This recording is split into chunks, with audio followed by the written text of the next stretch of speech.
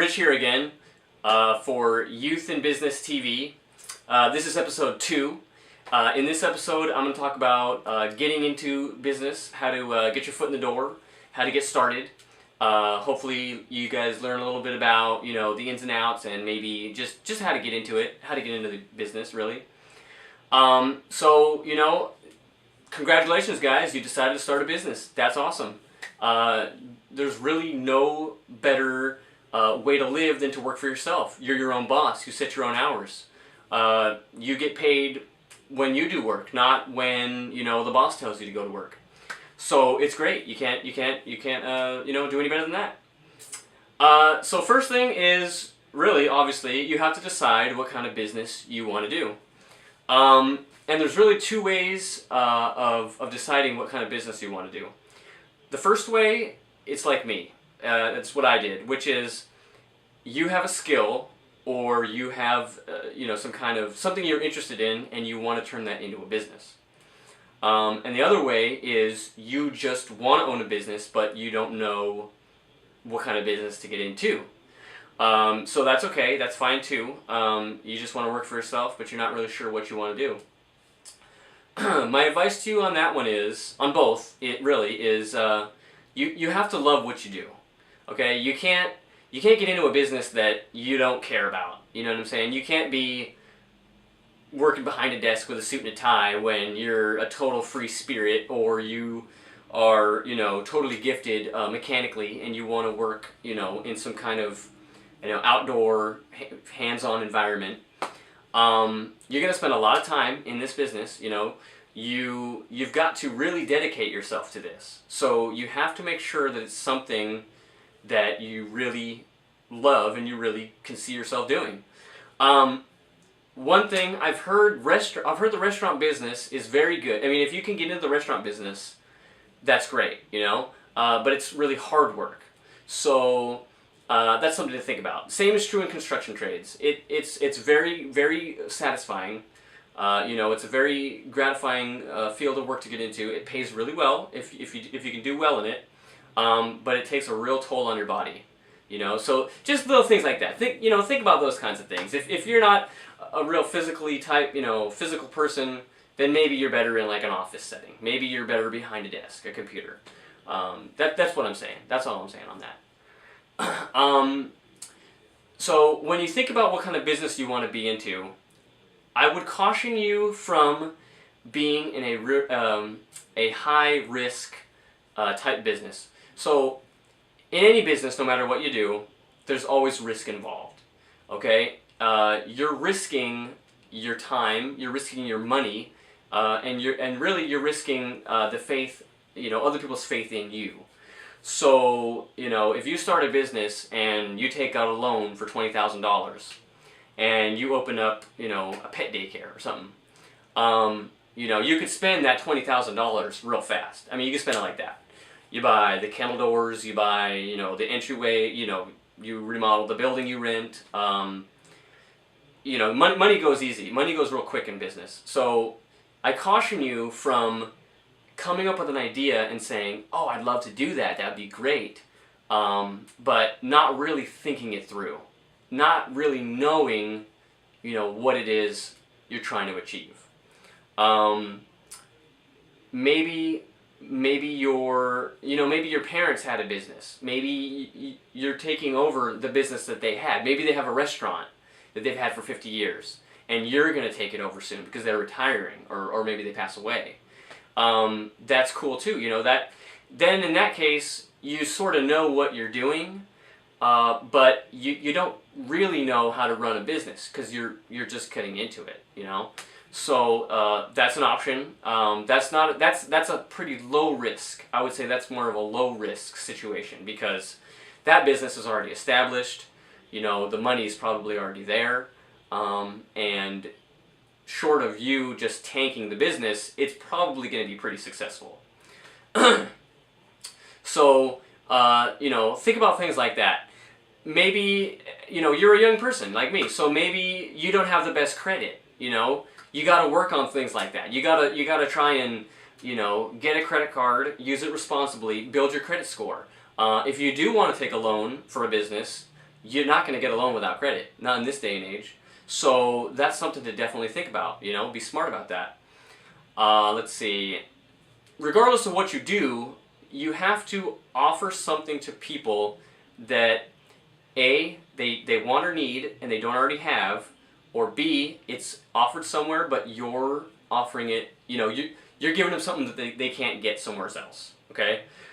What sets you apart is basically what that's coming down to. When I started my business in closet remodeling, there's lots of closet remodeling companies here in California, Northern California. So I had a lot of competition. And, you know, I basically, what could I do to get myself in, you know, put my foot in the door? You know, I wasn't terribly skilled. I didn't really know that much about business. I didn't even know where to buy materials. I was just going to Home Depot and paying, you know, real high prices for all my materials. So my overhead was relatively high. So, you know, what I did to combat that, what I did to make myself different from the others is I just charged a real low price. I mean, the markup that you know, my profit margin was real thin. I wasn't really making a lot of money when I first started. So, and that's not a great way to start a business. That's really, you know, I was lucky enough that I had a shop in my parents' garage, like I said, so that was okay. But, you know, for your business, you need to think about what's going to make you different, you know? What's going to make people come through your door, you know? So you know, be innovative, be different, be unique, offer something that maybe people don't offer, or market yourself in a way that maybe it's not being marketed already, you know what I mean? There's millions of opportunities in business, and young people have the most creative minds, so I know you guys are totally capable, you know, of doing that. Let's see, what else we got here? Most young people, this is my assumption, I don't have anything to back this up, but I would say most young people probably start businesses that are technology related. So it's either maybe a website, maybe something that you know has to do with computers, cell phones, applications, something like that. Again, I don't have any you know, I don't have any research backing that up, but we're in the information age, and you know, people 30, 40, 50 years ago, they didn't have the internet. They didn't have computers. They didn't have cell phones.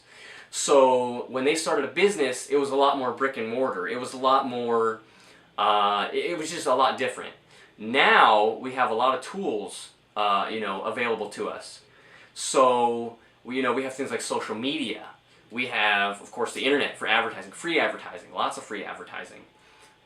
We have, you know, these networks that we've built that we can utilize. So I would assume, like I said, a lot of young people in this day and age are starting businesses that are internet and or technology based. So think about that, you know, think about maybe how could you work that, you know. There's not a lot of overhead in internet.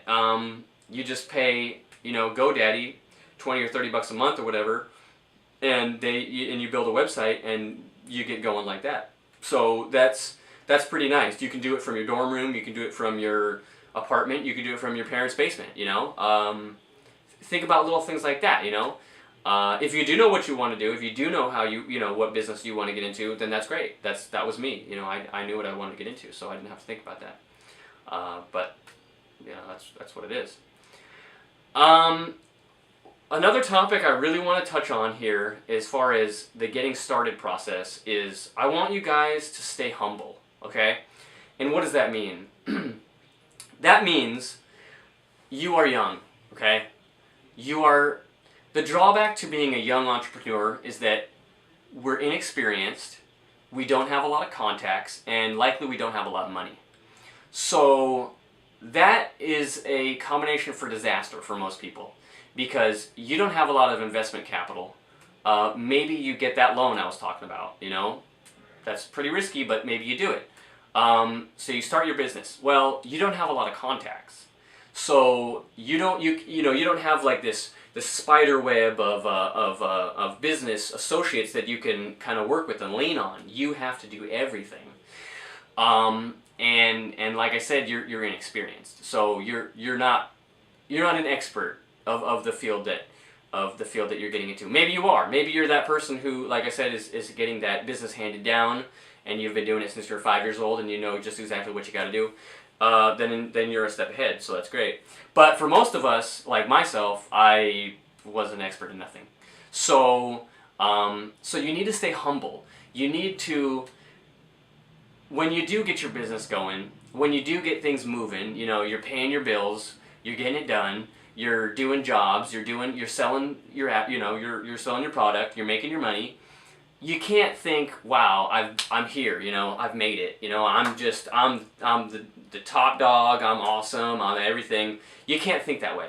You have to know that you're still building, you're still working to get there, because a lot of people in the business world, like I was saying in the first episode, they're much older than we are.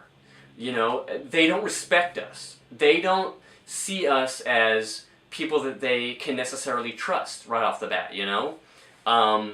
So if you're just like this totally cocky guy and you're walking into like that business meeting, you know, like, hey, I'm telling you guys what to do, and you can't do that. Don't do that, you know? Be the guy who's sitting at the desk and you're listening to people and you're interacting and, you know, you're taking notes or whatever. You don't want to be the guy who knows everything, you know? When you're I had a family member say this to me when I was 19. She says, "How old are you, Richie?" I said, "I'm 19." She says, "Oh, great. Let me you know, write down everything that you know, because you know everything. You know, let me do that before you turn 20, before you you know, because you still know everything when you're 19." And I think a lot of people think that way, you know. And so just be cautious of that. You know, be humble. Don't be the guy that knows everything, because you don't. I mean, nobody does. But especially young people. Okay. So another thing I want to touch on is it's kind of related to that, and that is that perception equals reality. Okay, I'm sure you guys have heard that. Perception is reality. So what perception is reality. What that means is people perceive you how they want to perceive you, and in their mind, that is the reality. So, for example, let's say you're the young guy or the young gal, the kid, you know, and you got your stuff together. You know, again, you're doing your job. You're making sales. You're doing it. You're making it happen. If you know, people try and call you, people want to work with you, people want to be associated with you, and you're like, oh hey, what's up? Yeah, like, you know, talk to my secretary or whatever, or you know, you're leaving voicemails like, hey, what up, this is Donnie, hit me up, you know, leave a number, whatever, blah, blah, blah. People are going to perceive you to be someone that they don't want, people are going to perceive you to be someone they don't want to work with, okay? People are going to perceive you to be somebody that, again, they don't trust, they don't want to work with you, they don't want your business. So that's not who you are. You're that person getting it done, you're that person who's totally on top of it. But they're not looking at you that way, because in their mind, what they see is what they think is what their reality is. So be cautious of that. The flip side of that coin, of course, is, let's say you're brand new, and I was the master of using perception as reality in my favor, because when I first started, I was, again, like a little 21-year-old kid in my parents' parents' garage. I didn't know jack about business or really how to do the type of business that I was doing. I was just kind of learning as I go, somewhat.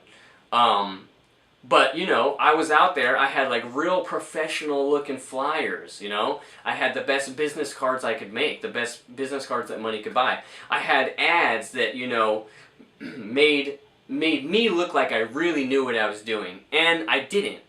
So people perceived me as, you know, the kid that totally knew what was going on, and so they gave me their business because of that. I had one lady I went to, and I went to her house and gave her an estimate on a closet, and she was like, you know, I handed her all my paperwork, and I handed her all my flyers, and she was like, wow, you know, you have a very professional you're giving out this professional vibe. And I was like, you know, that's great. That's what I'm trying to do. That's exactly what I'm hoping people will think. So, you know, have people perceive you in the best possible light. Don't give anybody a reason not to like you. Don't give them a reason not to give you their business, okay? Because, you know, if you're a total, you know, piece of shit kid, but you have this great, you know, you present yourself this great way, people are they're gonna come to you. And vice versa. If you're an awesome guy and you're totally nailing it down, but you're not really taking care of the little things, people are not gonna want to work with you, okay? So, so that's that. Let's see. My next topic is I want you guys to think outside the box. Maybe I should have spoke about this a little earlier in the, you know, a few minutes before, but this kind of goes into what you want to do and how you want to do it. I want you guys to think outside the box, okay, when it comes to starting your business. What I mean by that is, you probably have a notion of how a business runs, what a business does. I don't want you guys to just, you know, Google how to be a business owner and then you're doing it and you're just, you know, no. I want you guys to think in a creative way. So, you know, here's an example. My cousin, all my family is in upstate New York. So my cousin, our grandmother, well, my aunt, his grandmother, she lives on the Indian reservation there because my family's Native American. And she has a little bit of property. She has a big barn and a big house. And he wanted to start a business in the tobacco sales. He wanted to sell cigarettes, basically, on the reservation. There's some type of tax credit you get, or tax break for being Native American, something like that. So he said, well, why would I rent a building when I can just go to Nana's house and you know, operate off of her property? It's still within the confines of the reservation. I'm still getting that tax credit, but I have a lower overhead. So instead of, like I said, instead of renting a place, he just built his own shop right next to her barn, and it's right on the street. You know, it's right on the main road. There's a sign. You can see it. He gets a lot of business, and you know, he totally thought outside the box for that. You know, that's great. So do that. You know, use the resources that you have. If you have some land somewhere that you can, you know, build your manufacturing, you know, location. If you've got somebody who knows someone, if you've got a parent that, you know, has an in with shop owners around, you know, your town, you know, use that. You know, definitely utilize all the opportunities that are given to you. Not a lot of people have them. I mean, maybe you're like a, you know, 22-year-old film student and you're in New York and you're like, shoot, I don't know anybody. You know, I don't know I rent this, you know, $5,000 apartment every month or whatever. You know, it's going to be a little more tricky. But again, if you think outside the box, if you get creative, you know, then you'll find the opportunity that eludes the person who just thinks, you know, the 9-to-5 kind of job. So definitely, you know, definitely do that. Be creative is what I'm saying. Okay? And the final point I want to make is I want you guys to have your priorities straight. Okay? In business, in life, I mean really in life, your life is all about priorities. You know, don't let something stupid get into your life and mess up your plans and mess up your, you know, your dreams and you know, there's no script for life. Nobody knows what's going to happen. Who knows what happens tomorrow, you know? I don't know. But have a plan, have priorities, okay? Specifically, this is what I'm going to talk about, okay? Because this is every young person's, I don't want to say it's their downfall, but every young person seems to fall somewhat victim. You got that girlfriend, guys, okay? Or ladies, even worse, you got that boyfriend. And he is just like a total loser. You know what I mean? He doesn't have a job. He, you know, drives some crappy car that you got to fix every, you know, 3 weeks or whatever.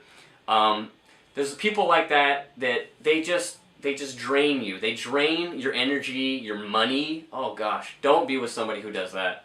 You know, they're just a total toxic person in your life.